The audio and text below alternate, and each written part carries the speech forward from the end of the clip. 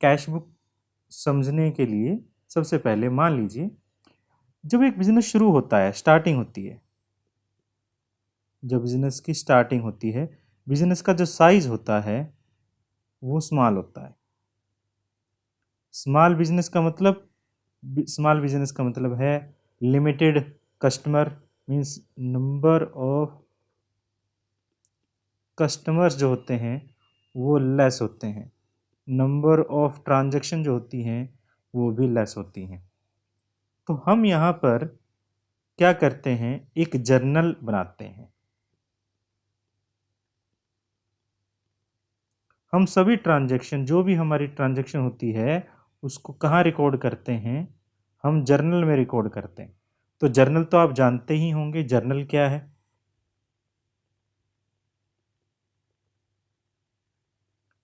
Journal is a book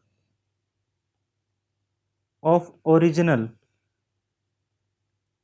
entry in which the transactions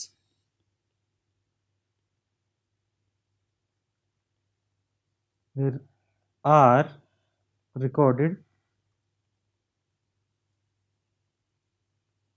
first of all as and when they take place।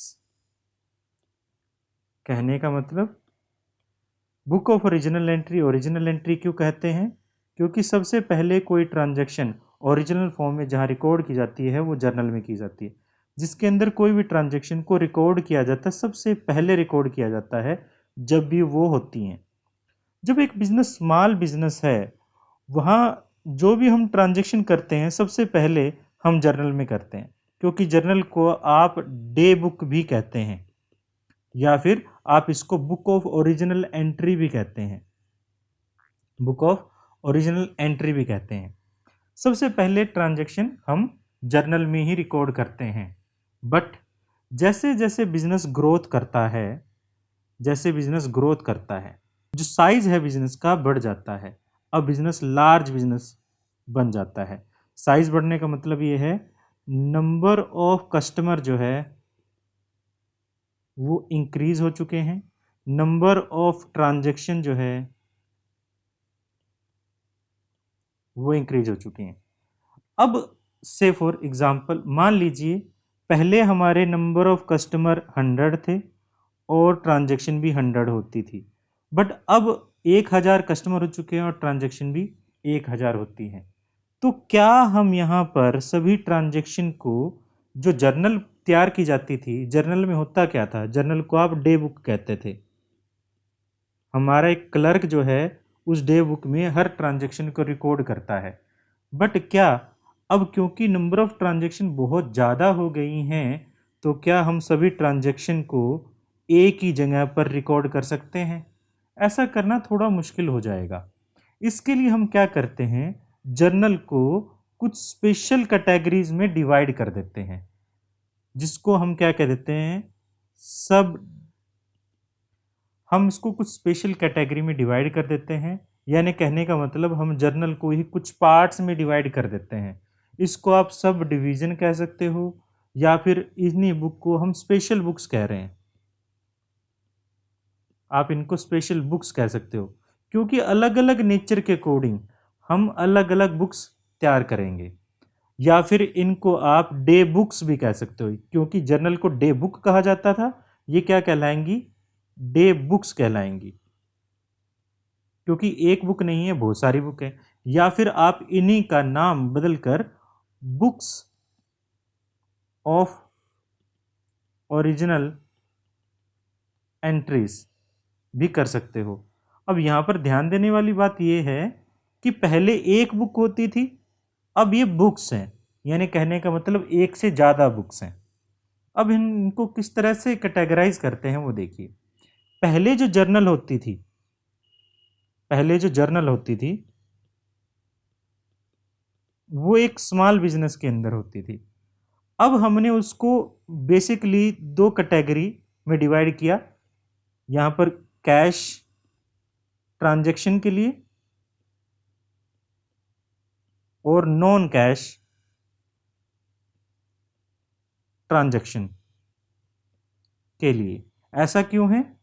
Non cash transaction cash transaction के comparison में ज़्यादा होती हैं। अब ऐसे में होगा क्या, हम कैश से रिलेटेड ट्रांजैक्शन के लिए सिर्फ एक ही बुक बनाते हैं जिसको हम कहते हैं कैश बुक, और जो आज का हमारा टॉपिक है। और नॉन कैश ट्रांजैक्शन को हम फर्दर कुछ कैटेगरी में और डिवाइड कर देते हैं, जैसे परचेज बुक, जैसे सेल्स बुक, जैसे परचेज रिटर्न बुक,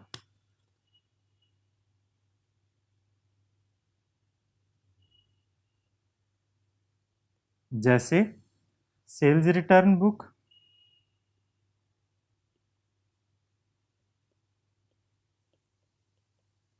और आखिर में जर्नल प्रॉपर।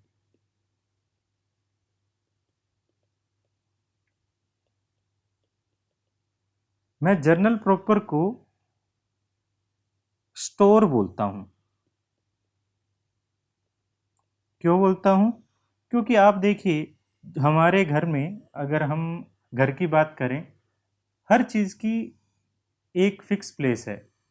किचन का सामान किचन में आता है, बेडरूम का सामान बेडरूम में आता है, और ड्राइंग रूम का सामान ड्राइंग रूम में आता है। अगर आप स्टडी रूम की बात करें तो वहाँ बुक्स वगैरह रहेंगी। बट एक स्टोर ऐसा है जो भी एक्स्ट्रा मटेरियल किसी भी जगह पर है उसको हम स्टोर रूम में डाल देते हैं। इसी तरह यानी जिसका कोई प्लेस नहीं होता उसको हम कहाँ डालते हैं? स्टोर रूम में डालते हैं। इसी तरह जिस ट्रांजेक्शन को हम कैश बुक में ना डालें, purchase sale, purchase return, cell return, या जो इन ऊपर की 5 ट्रांजेक्शन से, 5 बुक्स से जिसका कोई रिलेशन नहीं है, हम उस ट्रांजेक्शन को जर्नल प्रॉपर में ट्रांसफर कर देंगे। अब यहां पर हमारे पास ये सारी ट्रांजेक्शन, ये सारी बुक्स जो हैं वो क्रेडिट ट्रांजेक्शन के लिए हैं। ये सारी बुक्स क्रेडिट ट्रांजेक्शन के लिए, यानी अगर आप कैश परचेज करते हो तो कहां पर आएगा? कैश परचेज को हम यहां लेंगे, कैश बुक में लेंगे। और क्रेडिट परचेज को, अगर ये क्रेडिट परचेज होता तो हम इसको परचेज बुक में लेते। इसी तरह कैश सेल को हम कैश बुक में लेंगे, बट क्रेडिट सेल होता तो सेल बुक में। परचेज रिटर्न कैश हो तो कैश बुक में, अगर परचेज रिटर्न क्रेडिट हो तो परचेज रिटर्न बुक में। तो क्रेडिट ट्रांजैक्शन के लिए अलग अलग डेडिकेटेड बुक्स बनाई गई हैं, बट सभी प्रकार के कैश ट्रांजैक्शन के लिए कैश बुक बनाई गई है। कैश बुक हमारे लिए काफी इंपॉर्टेंट है। अगर हम बात करें कैश बुक की,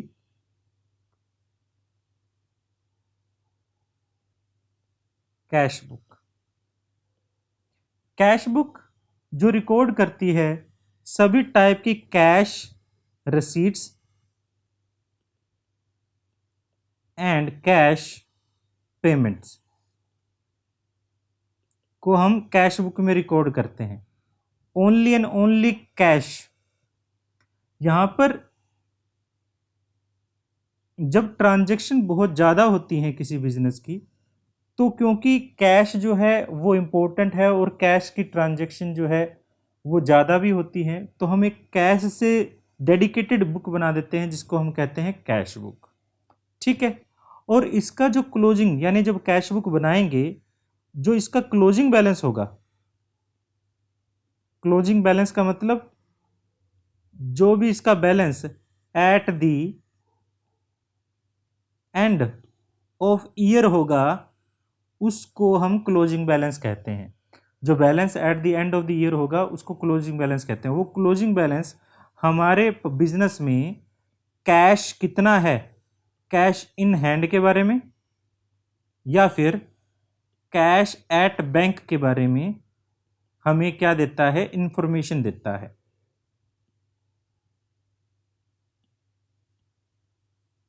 चाहे बड़ा बिजनेस हो या छोटा बिजनेस हो, कैश बुक हर कोई बनाता है और ये काफ़ी पॉपुलर बुक है।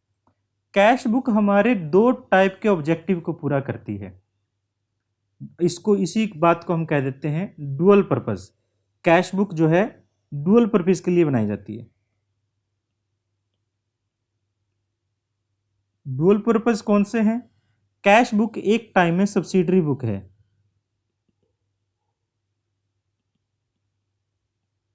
और उसी टाइम में वो प्रिंसिपल बुक भी है। ये प्रिंसिपल बुक क्या होता है और सब्सिडरी बुक क्या होता है, इसके बारे में समझिए।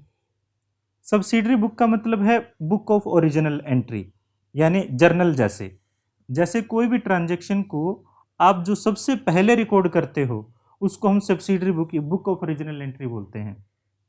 एनी ट्रांजैक्शन, इसको हम क्या दे देते हैं, दूसरा नाम हमारा बुक ऑफ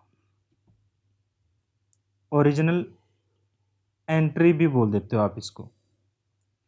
और वैसे जो प्रिंसिपल बुक्स होती हैं उसको हम लेजर को, एक तरह से लेजर को आप प्रिंसिपल बुक भी बोल देते हैं। सबसे यानी कहने का मतलब, जब आप कैश बुक बना रहे हो, जब आप कैश बुक मेंटेन कर रहे हो, तो आपको कैश अकाउंट अलग से मेंटेन करने की जरूरत नहीं पड़ेगी।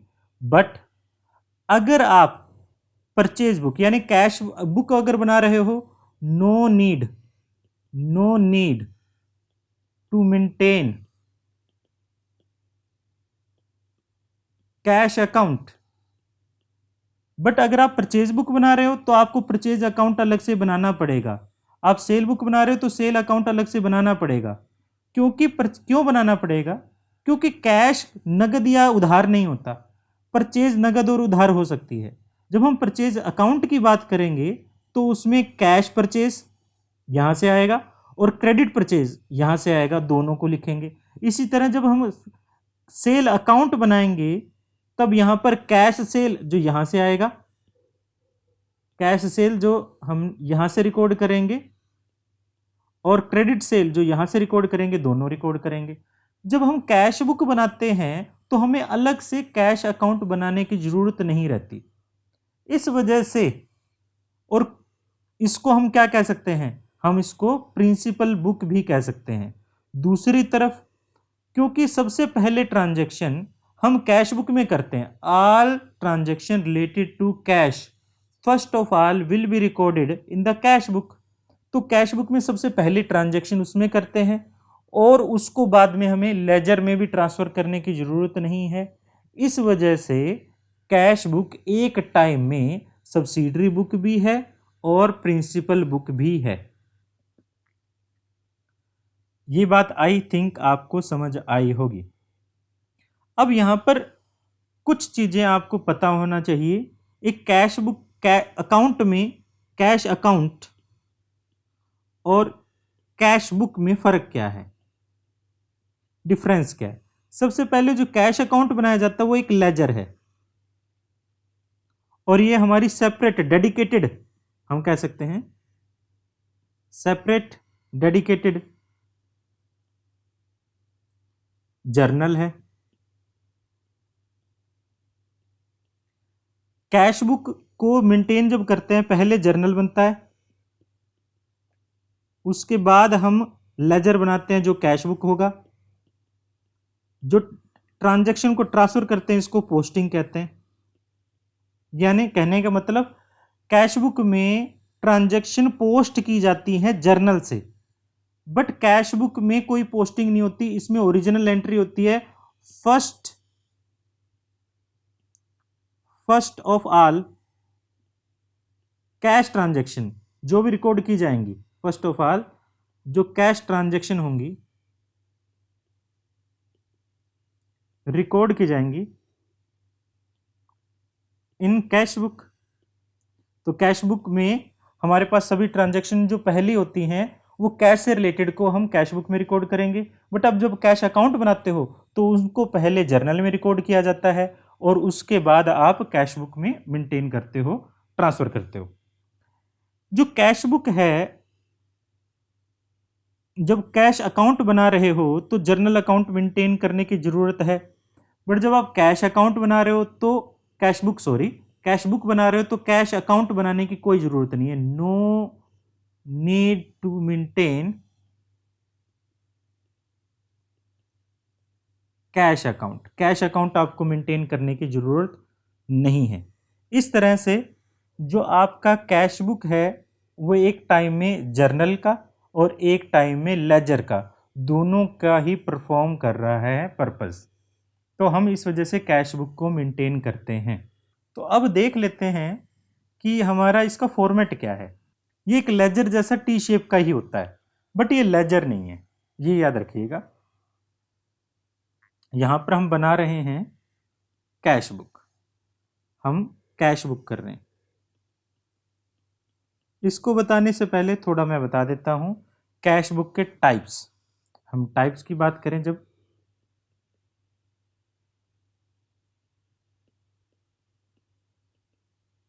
कैश बुक मेनली हमारे पास 4 टाइप की होती है, जिसमें सबसे पहले है सिंपल सिंपल कॉलम या सिंपल कैश बुक भी कह सकते हो। सिंपल कैश बुक, इसी को आप सिंगल कॉलम कैश बुक भी बोलते हो। सिर्फ इसमें एक ही कॉलम होता है जो किसका रहता है, कैश का रहता है। दूसरा हमारे पास है डबल कॉलम।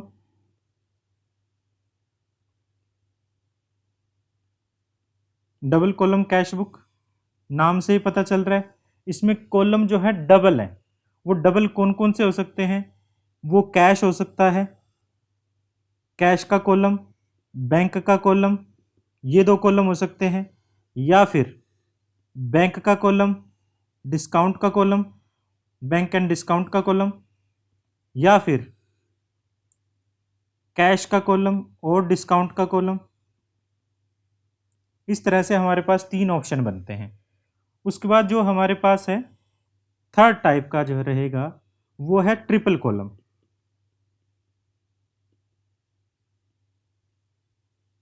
Cash book. तो इसमें हम कैश को भी ले लेते हैं, डिस्काउंट को भी ले लेते हैं और बैंक को भी ले लेते हैं। सभी प्रकार के इसमें कॉलम बन जाते हैं। और इसके बाद लास्ट में है petty cash book. Petty cash book यानी एक छोटी कैश बुक, वो कैसे होगी हम आगे क्लासेस में देखेंगे। तो इसके कॉलम कौन कौन से होते हैं, हम सबसे पहले आज जो कर रहे हैं वो सिंपल कैश बुक या सिंगल कॉलम कैश बुक की बात कर रहे हैं। तो सिंपल कैश बुक क्या है, सिंपल कैश बुक बिल्कुल सिंपल है, नाम से पता चलता है सिंपल कैश बुक। जहां पर आपको पता है कि जो भी कैश बुक ये जर्नल है वो क्रोनोलॉजिकल ऑर्डर में यानी date wise time wise record किए जाते हैं। पहले जो ट्रांजैक्शन होंगी उनको पहले रिकॉर्ड किया जाएगा और बाद में होने वाली ट्रांजैक्शन को हम बाद में रिकॉर्ड करेंगे। तो यहाँ पर हमारे पास जो कैश बुक है वो एक टी शेप है, जिसके एक साइड डेबिट साइड है और दूसरी साइड क्रेडिट साइड है। और यहाँ पर कॉलम जो बने हुए हैं ये टी शेप 2 पार्ट में डिवाइड करता है, क्योंकि कैश जो बुक है वो दोनों ही एस्पेक्ट को, कैश रिसीट और कैश पेमेंट दोनों को ही रिकॉर्ड करता है। इस वजह से हम यहाँ पर जो कैश बुक बनेगी उसमें दो साइड रहेंगी। ये हमारे पास एक ही ऐसी जो हम सब्सिडरी बुक है कह सकते हैं जिसकी 2 साइड्स होती हैं, नॉर्मली नहीं होती जनरल प्रॉपर के अलावा। तो यहाँ पर हमारे पास 2 साइड में 2 साइड जो बनती हैं, जो एक साइड रहेगी हमारी डेबिट साइड और डेबिट साइड में ये जो रहेगा ये रहेगा अमाउंट।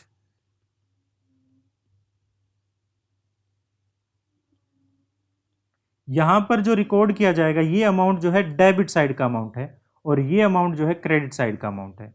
उसके बाद हमारे पास यहाँ पर जो एक कॉलम रहेगा दोनों ही साइड का वो रहेगा डेट कॉलम। एक और कॉलम रहता है ये है लेजर फोलियो। उसके बाद हमारे पास यहाँ पर एक और कॉलम रहता है जिसको हम कहते हैं वाउचर नंबर। और जो बच गया उसको हम कहते हैं पर्टिकुलर्स। ये हमारा दोनों ही साइड में पर्टिकुलर्स। तो ये मैं ऑर्डर कर देता हूँ इसका, कॉलम नंबर 1, 2, 3, 4 एंड 5। ठीक है, इसको भी हम इसी में लिख देते हैं। दूसरी तरफ भी इसी तरह 5 कॉलम है। डेट कॉलम में हम डेट्स लिखेंगे, ट्रांजैक्शन डेट, यहां पर लिखेंगे ट्रांजैक्शन डेट, डेट लिखी जाएंगी। यहां पर अकाउंट जो होगा, जो इफेक्ट हुआ है। सेकंड कह सकते हैं अदर अकाउंट। एक अकाउंट तो हमारा कैश बुक ही रहेगा, कैश रहेगा। दूसरा अकाउंट जो इफेक्ट होगा उसको लिखेंगे। वाउचर नंबर में जो भी ट्रांजैक्शन होती है उसका एक वाउचर बनाया जाता है। इसके बारे में हम किसी और डेडिकेटेड वीडियो में बात करेंगे। लेजर फोलियो, लेजर फोलियो वो पेज नंबर होता है जिसमें ये ट्रांजैक्शन आगे जाके पोस्ट होती है। अब देखिए होता क्या है, ये एक लेजर है, जो कैश बुक है एक तरह से जर्नल है। जो अदर अकाउंट होंगे उनमें ट्रांजैक्शन जब पोस्ट होगी तो वहां पर उस ट्रांजैक्शन का पेज, अब देखिए इसको थोड़ा मैं एग्जांपल के साथ बता देता हूं। देखिए मान लीजिए ये आपका एक कैश बुक है, ये आपका कैश बुक है, और ये आपका एक और अकाउंट है, ये है लेजर।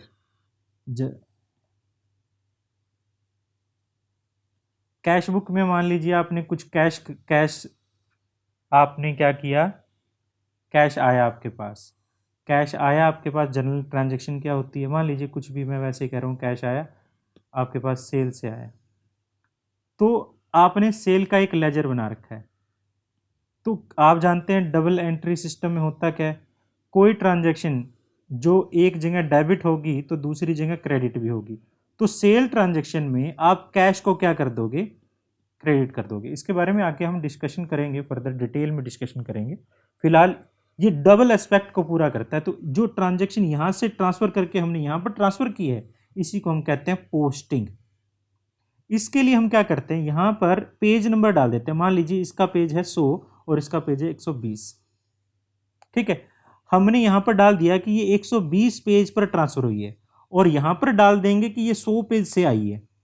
इस तरह से हम क्या करते हैं, पोस्टिंग कर देते हैं। ठीक है, आई होप ये आपको थोड़ा समझ आया होगा। हम आगे फिर डिस्कशन करेंगे। तो ये उसके बाद अमाउंट, जो भी हमारी डेबिट साइड में अमाउंट होगी। ठीक है, इस तरह से 5 कॉलम है, दोनों ही साइड 5 कॉलम है। अब देखिए मेरे ख्याल से अब इतना समझ आने के बाद अब थोड़ा सा डिटेल में हम कुछ ट्रांजैक्शन को देखते हुए करते हैं। अब देखिए, क्योंकि कैश जो बुक है उसमें सिर्फ और सिर्फ कैश ट्रांजैक्शन को ही रिकॉर्ड किया जाता है, कोई क्रेडिट ट्रांजैक्शन को हम रिकॉर्ड नहीं करते। मैं इन सबको रब कर रहा हूँ। देखिए, अब क्योंकि कैश ट्रांजैक्शन है उसमें सिर्फ कैश ट्रांजैक्शन को रिकॉर्ड किया जाता है, क्रेडिट ट्रांजैक्शन को रिकॉर्ड नहीं किया जाता। और कैश ट्रांजैक्शन नेचर क्या है इसका, कैश ट्रांजैक्शन का ये रियल नेचर का अकाउंट है। रियल नेचर में क्या करते हैं, debit what comes in, credit what goes out. यानी जो आप रिसीव करेंगे, इसका फार्मूला ये था, डेबिट व्हाट कम्स इन और क्रेडिट व्हाट गोज आउट। यानी कैश बुक में आप डेबिट साइड में अगर वो लिखेंगे, यानी यहां पर वो सारी चीजें लिखेंगे जिससे पैसा आया है, और इस तरफ वो सारी चीजें लिखेंगे जिससे पैसा गया है। अब यहां पर एक छोटा सा रूल और है, जब भी हम कोई डेबिट साइड की तरफ ट्रांजैक्शन लिखते हैं तो यहां पर हम टू लगाते हैं और यहां पर हम बाय लगाते हैं। ये क्यों है, इसके भी बारे में थोड़े देर बाद मैं बताता हूं। तो यहां पर हम जो भी ट्रांजैक्शन हमारी डेबिट साइड में लिखी जाएगी उसको हम यहां पर टू और यहां पर हम बाय वर्ड का इस्तेमाल करेंगे। अब देखिए, अब जब भी मान लीजिए आपने कोई बिजनेस किया तो सबसे पहले आपने बिजनेस स्टार्ट किया। बिजनेस जब स्टार्ट किया तो बिजनेस में कैश आया। नॉर्मली आप क्या करते हो, जर्नल बनाते। अगर जर्नल बनाते तो क्या करते, अगर जर्नल बनाते तो आप करते cash account debit to capital. आप ये करते, मान लीजिए 20,000 रुपये आपके कैपिटल के रूप में आए हैं, ये जर्नल में ट्रांजैक्शन होती, ठीक है। अब यहां पर कैश, अगर हम अब क्योंकि कैश बुक मेंटेन कर रहे हैं तो जर्नल तो आपने करना नहीं है, तो आप कैसे करो, सेम यही चीज, सिर्फ थोड़ा सा स्टाइल बदल गया। डेबिट, कैश डेबिट हो रहा है, कैश डेबिट हो रहा है। अब ध्यान रखिएगा, कैश जब कैश डेबिट हो तो इधर, कैश क्रेडिट हो तो इधर। कैश क्या हुआ हमारा, डेबिट, तो कैश क्या हुआ, डेबिट। तो कैश के डेबिट साइड में यहां पर आप क्यों लिख रहे थे, टू लिख रहे थे, तो आप क्रेडिट, जो टू वाली आइटम है उनको हम किस साइड लिख देंगे, डेबिट साइड लिख देंगे। देख रहे हैं, कैश अकाउंट डेबिट, तो कैश को हमने कर दिया डेबिट। मैंने काफ़ी कुछ लिखा हुआ है, मैं इसको रब कर देता हूँ एक बार, थोड़ा दिखने में थोड़ा अच्छा हो लगेगा आपको, थोड़ा क्लियर भी हो जाएगा। तो कैश को आपने क्या कर दिया, डेबिट। कैश आप कर रहे हैं डेबिट, और कैश यहां पर कर रहे हैं क्रेडिट। कैश को आपने डेबिट किया, जो टू लिखा हुआ था आगे, टू के साथ लिख दिया कैपिटल। इनको ब्लैंक छोड़ देंगे, हमारे सिलेबस के पॉइंट ऑफ व्यू से इसका ज़्यादा यूज नहीं है, तो 20,000 मैंने यहाँ पर लिख दिया। आई होप ये समझ आया होगा। अब एक और चीज़ करके देख लेते हैं। मान लीजिए बोट कैश फॉर गुड्स, आपने माल कैश में खरीदा। अगर कैश में खरीदते थे तो आप क्या एंट्री करते थे, आप करते थे purchase account debit to cash. 5,000 रुपये का माल मान लीजिए आपने कैश में खरीदा है, क्योंकि ये जर्नल की एंट्री, आप जर्नल नहीं बना रहे हैं, तो देखिए डेबिट व्हाट कम्स इन, पैसा आया, बिजनेस में पैसा आया, तो आपने इसको डेबिट साइड में लिख दिया। यानी पैसा जब बढ़ेगा तो आप इस तरफ लिखेंगे, पैसा जब कम होगा तो इस तरफ लिखेंगे। जब माल आपने परचेज किया तो कैश क्या हो रहा है, देखो कैश यहां पर हो रहा है क्रेडिट, तो कैश यहां पर हो रहा है क्रेडिट, और इसको यहां पर बाय वर्ड के साथ आप लिख देंगे क्या, परचेज, जो हो गया 5,000 रुपये। इसको भी ब्लैंक छोड़ देते हैं। इस तरह से हमारे पास कैश ट्रांजैक्शन में, कैश बुक में ट्रांजैक्शन की जाती हैं, जो कि बहुत ही आसान है मेरे ख्याल से। तो मुझे तो लगता है कि कैश बुक में ट्रांजैक्शन करना लेजर से ज़्यादा आसान है। बस हमें ये देखना है, पैसा आया तो इधर, गया तो इधर, पैसा आए किसी पर्पज से आ रहा है वो उसका नाम लिख देंगे बस। जो पैसा आएगा तो आप डेबिट साइड में लिख देंगे डेबिट व्हाट कम्स इन, और पैसा गया क्रेडिट व्हाट गोज आउट, तो आप क्रेडिट साइड में लिख देंगे। क्योंकि कैश एक रियल अकाउंट है, तो रियल अकाउंट का फॉर्मूला यही कहता है debit what comes in and credit what goes out. तो आपने जो गया पैसा उसको इस तरफ लिख देंगे, और आया पैसा तो इस तरफ लिख देंगे। यहाँ पर ध्यान देने वाली बात है, अगर आप जर्नल से लेजर, अगर आप सबसे पहले जर्नल सोच रहे हो और फिर आप कैश बुक के बारे में सोच रहे हो, तो ये याद रखिएगा, कैश जहां पर डेबिट होगी तो कैश के डेबिट साइड में, कैश जहां पर क्रेडिट होगा तो क्रेडिट के साइड में। वैसे भी आप ये जो आप कैश बुक जर्नल मेंटेन करते वक्त भी आप इनके फॉर्मूले का इस्तेमाल कर रहे थे, और ये कैश बुक को मेंटेन करते वक्त भी आप यही फॉर्मूले का इस्तेमाल कर रहे हैं। कुछ अलग नहीं होने वाला, इस वजह से कुछ अलग नहीं होने वाला। अब थोड़ा सा और आगे चलते हैं, तो देखिए ट्रांजैक्शन थोड़ा और देख लेते हैं। मैं जैसे ट्रांजैक्शन बोलता जाऊंगा और हम इसके बारे में समझते जाएंगे। सोल्ड गुड्स फॉर कैश, माल सेल किया, सेल करने से, कैश में सेल किया तो सेल करने से कैश आएगा, debit what comes in, cash आया, बट किसकी वजह से आया, सेल की वजह से, तो आप सेल को यहां क्या कर देंगे, क्रेडिट कर देंगे। कितना, 5,000, मान लीजिए 5,000।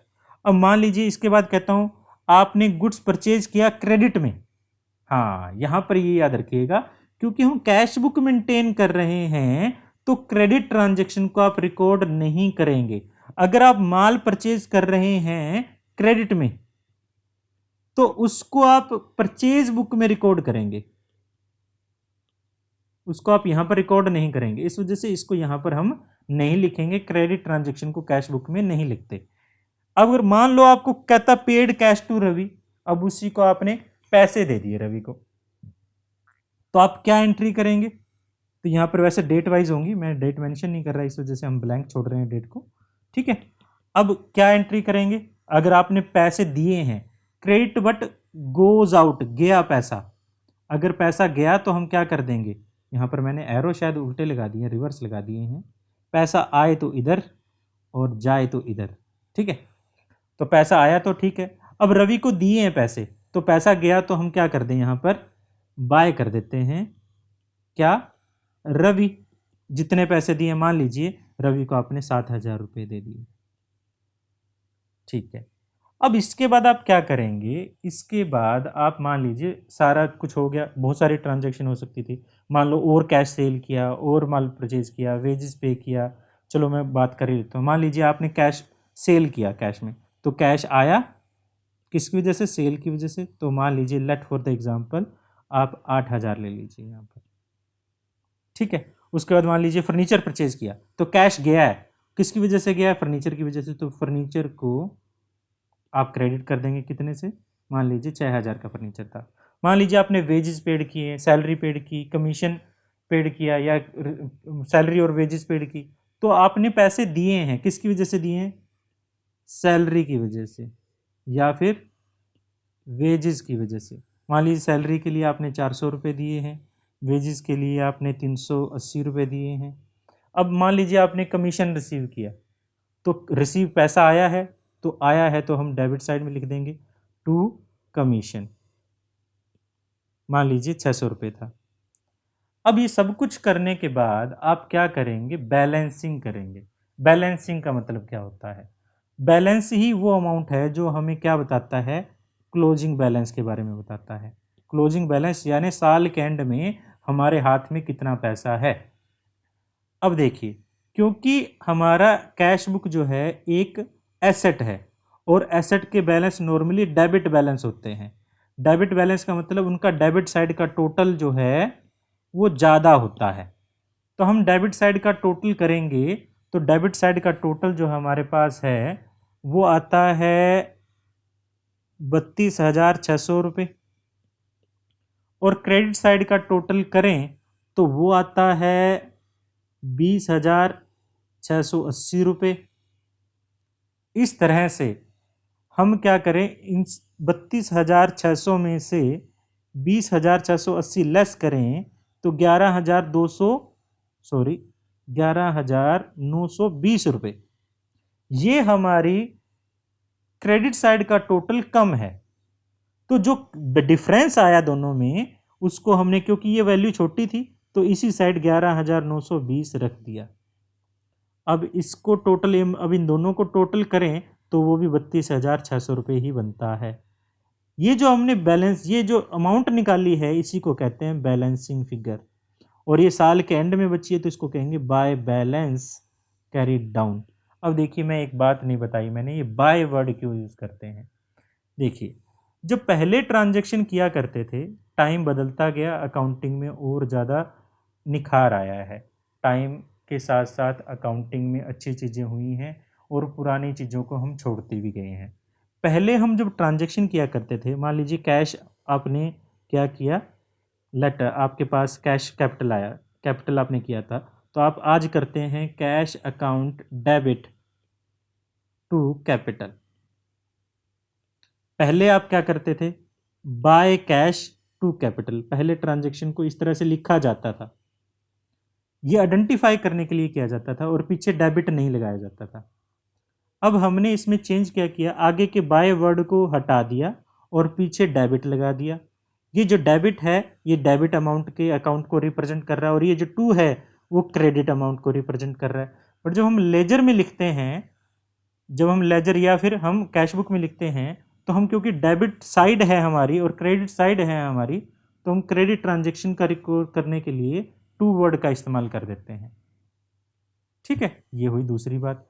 अब एक और बात, आज के ट्रेंड के अकॉर्डिंग, आज के सीबीएसई के और हम आईसीएआई के न्यू नोटिफिकेशंस के अकॉर्डिंग अगर देखें, तो दोनों ही तरफ अगर आप टू और बाय वर्ड का इस्तेमाल नहीं भी करते तो भी वो ठीक माना जाता है।